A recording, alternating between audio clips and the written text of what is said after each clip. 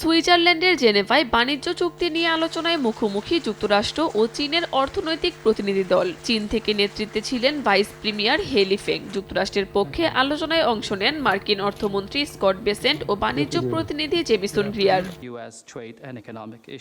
2 দিনব্যাপী আলোচনায় উঠে এসেছে দীর্ঘস্থায়ী বাণিজ্য উত্তেজনার মূলে থাকা ইস্যুগুলো। যুক্তরাষ্ট্র বলছে চীনের সঙ্গে বাণিজ্য ঘাটতি কমাতে যে পদক্ষেপ দরকার তা এবার বাস্তব ভিত্তি পেয়েছে। রোববার চীনের পক্ষ থেকে জানানো হয়েছে আলোচনার ধরন ছিল খোলামেলা, গভীর ও গঠনমূলক।